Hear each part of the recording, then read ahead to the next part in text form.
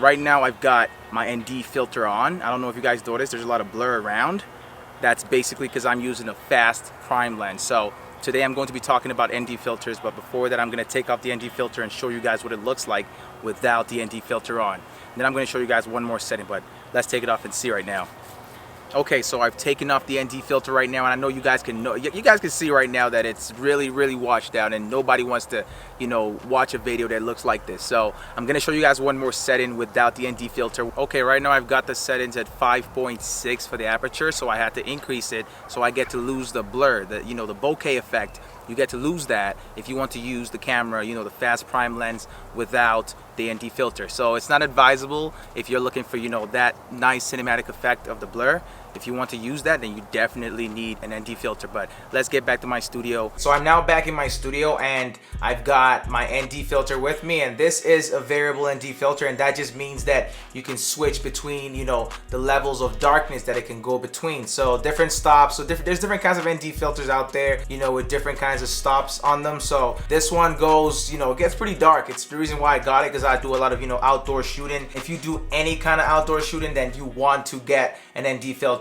Absolutely want to get an ND filter. This is not the best one, but it's definitely a budget ND filter. There's lots of ND filters out there, the Peter McKinnon variable ND filter. That one is pretty pricey. Mid-range ones, and there's ones that are more budget, like the one I've got in my hand. The Gobe 77mm ND2 to ND400 variable ND filter. This one I just got off of Amazon. If you want to check the prices, or if it's available, make sure to check down in the description. There would be a link for you guys to use. If you're going to be doing any kind of outdoor shooting, doesn't even matter if it's once in a while shooting, if you're going to be doing B-rolls, doesn't matter what you do, product shots, music videos, fitness content, doesn't matter what you're going to be doing, as long as you're going to be shooting outside. If you want to be able to use wider apertures, that means you want to be able to maintain that blur in the background when you're outside, because if you go outside, you'd have to crank up that aperture from 1.4. If for example you're using a fast prime lens like I am, the 16mm, which is what I'm using on my Canon M50 right now, you want to use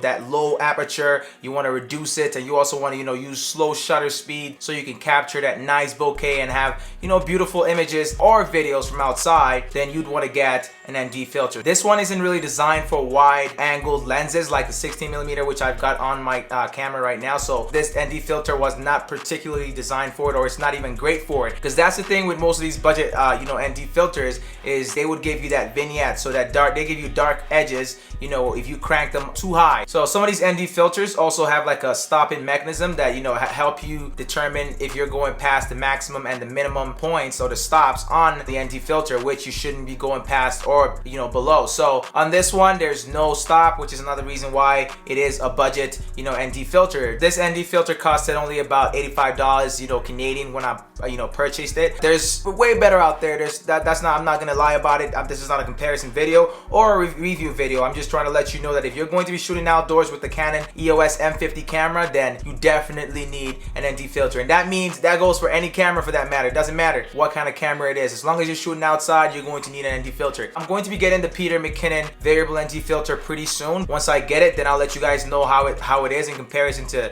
something like this, which is more of a budget one, which is what I've been using for about, I don't know, 6 months to a year now. So I pretty much know how to use it, and how to make the best out of it, because trust me, you have to know what you're doing to be able to use these ND filters, or these kinds of ND filters. And like I said, you're gonna notice when you use this kind of ND filter with like a wide aperture or a telephoto, like the 56mm, something that is more of a close-up, then you're gonna notice more vignetting around the corner. So this is not as good with those. If you're just starting out and you have like a mid-range angle lens like the 30mm or something like that, and you're going to be doing more mid-range shooting, 25mm, something in the mid-range angle, then you're going to love using this to start. Even if you're just going to be learning how to use an ND filter for the first time, this is somewhere to start. If you don't want to drop almost $600 on an ND filter from Peter McKinnon and Polar Pro, because Polar Pro is basically the premium line when it comes to ND filters, and I'm telling you that because you'll see it everywhere across YouTube or all over YouTube as well. People will tell you that Polo Pro is where it's at. Like I said, there's budget, there's also some ND filter that fall in between, the budget range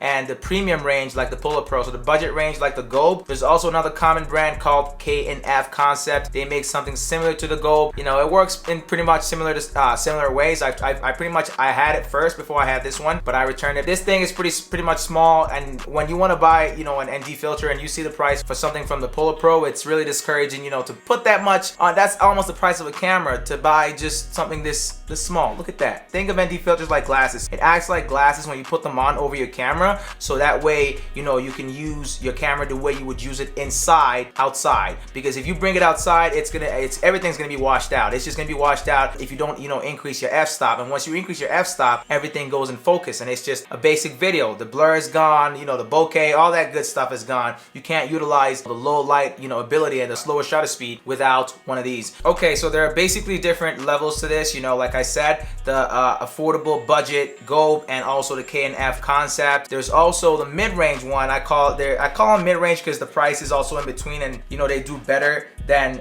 these budget ones. So it's called Tiffen, I think. So the Tiffen ND filter, variable ND filter, is another good one. There's also other kinds of ND filters out there. There's polarizers as well. There's so much when it comes to cameras, but the most important thing that you need is a variable ND filter, because this allows you to switch between different stops, as you can see right now. But the rest, some of them come like pre-made, so it's almost like prime lenses. If you know anything about prime lenses, then the ND filters basically come with just one stop, so it's just pre-made. It's set to one stop during manufacture. These ones are really flexible, especially if you're a creator and you don't have tons of money to go around spending and buying different stops. Just get yourself an ND filter. There's just one little annoying thing you're going to have to deal with when you use an ND filter, and that is mounting or setting up one of these. Well, you don't have to. You could buy an ND filter for every level. You have to know whatever the thread is for your lens before you can even use an ND filter, because if your lens does not match the ND filter or the thread on the ND filter, then you can't really put it on your ND filter. Okay, so for example, my Sigma 16mm has a 67mm thread, so I would need to find or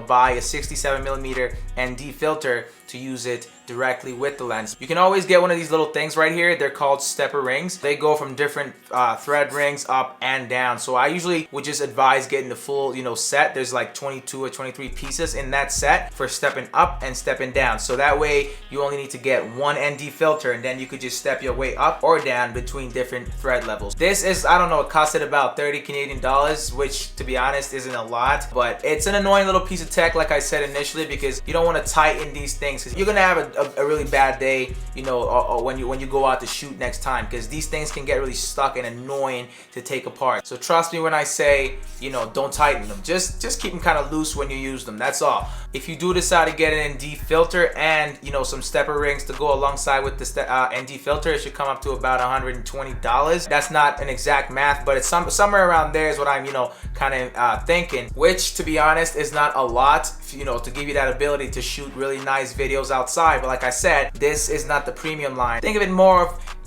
more like a budget line, to get you started, and then you can then decide to upgrade, or you can go ahead and just buy the Peter McKinnon, variable ND. I would even recommend that, and I haven't really used it, but I've seen it, so trust me, I'll say go for that. But it's a lot more expensive. There'd be a link in the description to every single thing I've talked about in this video in the description. If you do decide to use any of those links, I would really appreciate it. I'm going for the Polo Pro because I've heard tons about it and I've seen it in action. I've always wanted one of those, but now that there's an ND filter, from Peter McKinnon, I definitely want to try it out, man. I definitely want to try it out. I'm going to be looking into that, so stay tuned. If you're new to my channel, make sure to hit the subscribe button, because I will be doing, a comparison video whenever I do get it. If you guys want to see any kind of other videos about this or anything else, let me know down in the comments section below. That's basically it in this video. If you enjoyed this video, make sure to give this video a thumbs up. Subscribe if you're new to my channel. If you enjoy content like this one or anything that relates to creator content, make sure to check out the video on the screen right now, and I will catch you guys in my next video. It's Midas, and I am out.